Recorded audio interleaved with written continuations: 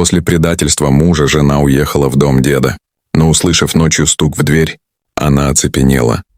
Марина сидела на краю кровати, в руках телефон, на экране которого все еще светилось сообщение. «Извини, я не хотел, чтобы ты узнала так».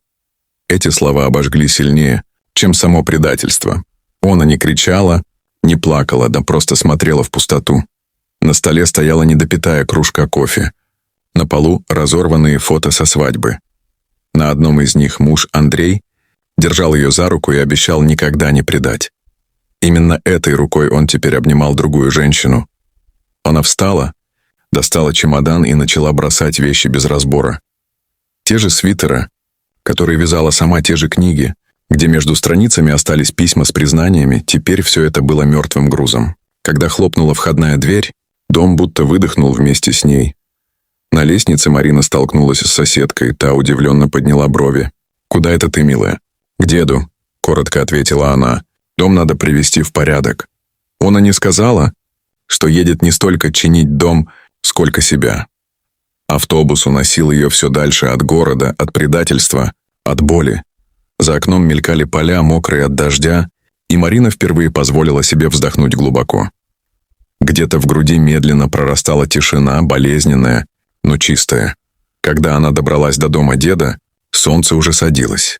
Старый дом стоял на холме, с облупившейся краской и скрипучим крыльцом, но все в нем пахло детством. Она вошла, щелкнула выключателем, свет моргнул и ожил. Все было на своих местах: дедов плащ, старая карта на стене, деревянная шкатулка на комоде. Марина разожгла печь и долго смотрела, как пламя лижет сухие поленья. В первый раз за долгое время ей не хотелось ни плакать, ни кричать, просто молчать. И пусть за окнами бушует ветер, пусть прошлое рвется обратно, в этом доме она была в безопасности, прошла неделя. Дни текли спокойно, почти однообразно. Марина подметала двор, латала забор, варила компоты из старых яблок. Ей нравилось вставать с первыми лучами солнца, в тишине, где слышно, как капли росы падают с веток. Но по ночам тишина становилась другой, слишком густой. Иногда скрипел пол, и Марина вздрагивала, вспоминая, что живет одна. Иногда за стеной слышалось легкое дыхание, будто кто-то прошел по коридору. «Дом старый», — говорила она себе, — «просто усадка дерева». Однажды вечером, перебирая старые вещи, Марина наткнулась на потрепанный фотоальбом. Она раскрыла его и провела пальцем по выцветшим снимкам. Дед в форме, рядом неизвестные солдаты. На последней странице снимок молодой женщины с младенцем на руках. Снизу подпись, сделанная рукой деда.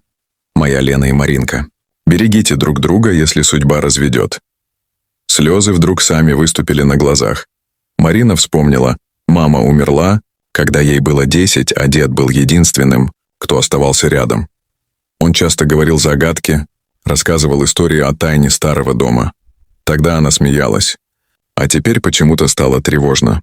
Когда Марина убирала альбом, из него выпало сложенное письмо.